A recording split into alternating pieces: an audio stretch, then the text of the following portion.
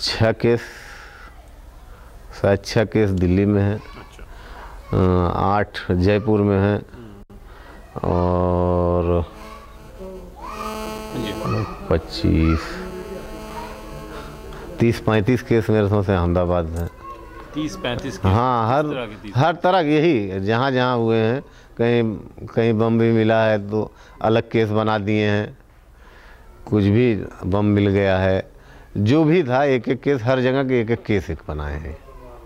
ये सिर्फ जो है अहमदाबाद या सूरत में जो भी एक एक जहाँ भी हाँ उसका एक आपको क्यों लगता है कि ये क्यों एक केस बनाने के बजाय अलग अलग? इसलिए बनाए हैं कि कोई जो है छूटने ना पाए, ज़्यादा से ज़्यादा ये लोग अंदर ही रहें, इनकी ज़िंदगी इसी में ख़त्म हो जाए। यानी एक केस में अगर ज़मानत मिल भी जी जाए तो दूसरे केस की जी वजह से जी वो जी जी आज तक होता ही आया है। जितने जितने केसेस हुए हैं, किसी में आज तक इन लोगों ने साबित नहीं कर पाए हैं कि कोई मुल्ज़िम है बेगुनाह छूटे हैं।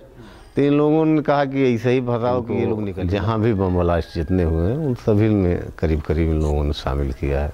और अहमदाबाद, जयपुर, दिल्ली में तो केस चालू है, चल रहा है। और कहाँ कहाँ है अभी नहीं मालूम। यूपी में तो बनारस भी ले आए थे, तो बनारस में तो पुलिस ने जो है लिख के दे दिया कि इनका कहीं हाथ नहीं लग रहा है, मगर अब क्या वहाँ करती है एक अदालत, वो जाने। लखनऊ में भी शायद है, गोरखपुर में भी है, और कहाँ होगा अभी तो कुछ नहीं मालूम है। तो ये दिल्ली में जो बटलाव एनकाउंटर के बाद साहब को अरेस्ट किया था, आपको कब खबर मिली इस बात? हमको तो मालूम ही नहीं था। हम सराय मीर ऑफिस में बैठे थे,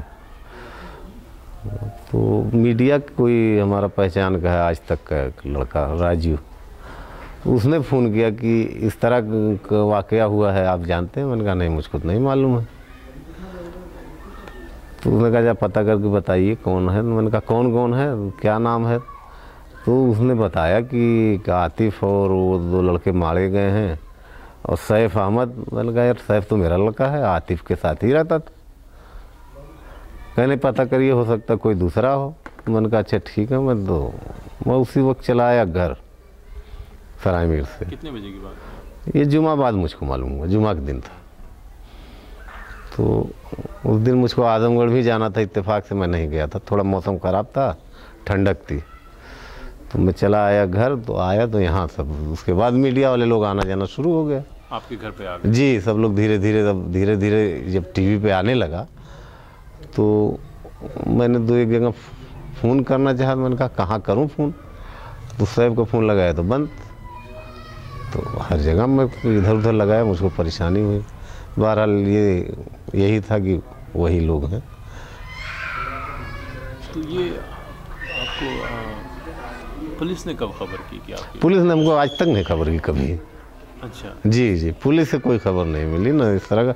पुलिस वाले आए रात में, जो है उसी वक्त पुलिस, जब ये यहाँ ये सब हुआ, मीडिया के लोग आ गए, तो मीडिया के लोग से बड़ा नाराज़ लोग हुए यहाँ पे। बल्कि कुछ नौजवान जो है उनके साथ जो है कुछ चाहे कि उनका हाथापाई करें, हमने मना किया, उन लोगों को रोका। तो उन लोगों ने ही ज़बरदस्ती फ़ोन कर दिया कि हम लोगों को ये लोग बंधक बना लिए। मीडिया? हाँ, जबकि मैं ही सबको बचाया, यहीं बैठाया। मैंने कहा आप लोग बैठिए, उन लोगों को कोई छुआ तक नहीं। उसके बाद पूरी फोर्स आ गई। बहरहाल फोर्स भी आई तो सब बच्चे एकदम बहुत गुस्से में थे। मैंने सब बच्चों को मना किया। फोर्स भी बाहर थी, तो उसके बाद फोर्स को हमने बाहर, हमने कहा आप लोग चलिए। बाहर पहुंचा के आए, पूरा गांव जो खड़ा था, मगर कोई कुछ नहीं, एक ज़बान बोला नहीं।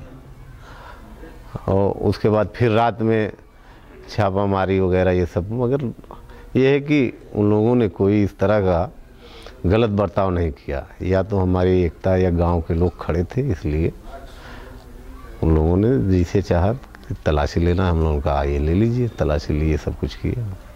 पुलिस वाले कुछ आए पूछताछ करने आपसे? नहीं, पूछताछ कोई इस तरह की नहीं हुई।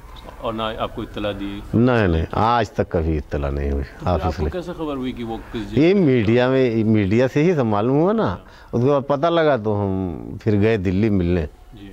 तो आपकी पहली मुलाकात कब हुई? पहली मुलाकात मेरे समझ से 25-26 तारीख को या इसी आसपास कभी हुई है, सितंबर में ही, उनके कस्टडी में ही।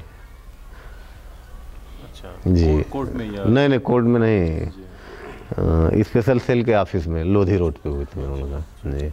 क्या बात हुई, किस तरह लग रहे थे वो देखने में? अब उन लोगों के कस्टडी में थे, वहाँ तो हमको जाते हुए डर लगता था। तो बहरहाल जो कस्टडी में होगा उसका क्या हाल होगा वही जानता होगा, अब उसमें कुछ कहा नहीं जा सकता। तो साहब दिल्ली में क्या कर रहे थे, क्यों थे दिल्ली में? वो असल में एमए करके गया था, एमए किया था, एमए कर लिया तो कहा अब मैं जाऊँगा तो कंप्यूटर जो है कोई सीख लूँगा तो कोई रोजी रोटी लग जाएगी। मैंने कहा सीख लेना जाओ। तो वो कंप्यूटर की कोई डिज़ाइनिंग या इस तरह कोई था, उसको सीखने गया था। यही कह गया, मैं जाने भी नहीं दे रहा। तो कहा कि और लड़के हैं, 2-4 लड़के बताया। तो मैंने कहा ठीक है चलो, तो चले जाओ। तो मेरे समझ से 1 महीना पहले ही गया था। अच्छा जी, सिर्फ 1 महीना? 1 महीना पहले गया था। और वहीं नाम उम लिखाया। तो 1 दिन पहले मेरी बात हुई थी, जब ये हादसा हुआ उससे 1 दिन पहले ही बात हुई मेरी। मैंने कहा बेटा क्या कर रहे हो? उसने कहा अब्बू इंग्लिश सीख रहा हूँ। मैंने कहा तुम कंप्यूटर सीखने गए थे तो इंग्लिश क्यों सीख रहे हो? कहा अरे भाई कंप्यूटर में इंग्लिश की ज़रूरत होती है, ज़रूरी है। मैंने कहा ठीक है अच्छा बाहर आओ। मैंने कहा तुमको तो यहीं सीख के जाना चाहिए था। वाले इतनी बात हुई, उसके बाद से फिर जो है तो जेल ही जेल है। तो आप आतिफ और साजिद को भी जानते होंगे, वो इसी जी गांव के रहने जी, वाले? मैं तो बताया ना कि आतिफ, साजिद और 2-4 लड़के बताए कि शहर के हैं। तो मैंने कहा चले जाओ, नहीं तो मैं जाने ही नहीं देता। मैं जाने ही नहीं देता, अकेला कहीं नहीं जाने देता ना, अकेला कभी गया ही नहीं था बाहर। भाई साहब नहीं रहा एकदम, कभी वो बाहर रहा ही नहीं। सैफ को दिल्ली में अरेस्ट किया जी। दिल्ली एटीएस ने, जी, तो फिर उसको कहाँ ले गए? उसको हर जगह रिमांड पे ले गए। जी, रिमांड। क्या चार्जेस क्या लगाए? चार्जेस यही बम ब्लास्ट के जितने केसेस हैं सब लगाए हैं। सबसे जी, पहले तो दिल्ली वाला लगा। दिल्ली वाला तो दिल्ली में ही लगाए हैं पहले। वहाँ से फिर इन लोगों को बताया ना कि इन लोगों को खुद एक कड़ी है। फिर अहमदाबाद वाले आ गए, फिर जयपुर वाले आ गए, सब लोगों ने कि इन्होंने सब लोगों ने सॉल्व कर लिया कि यही सभी लोग हैं। क्या आपको इंसाफ की उम्मीद है? हाँ, बहरहाल कानून से तो हमको इंसाफ की उम्मीद है ही है, मगर अदालतों से हमको बहुत इंसाफ की नहीं उम्मीद है। क्योंकि जजेस भी जो हैं इस तरह के गंदी जहनीत के लोग बैठे हुए हैं, मगर कानून पे हमको पूरा भरोसा है।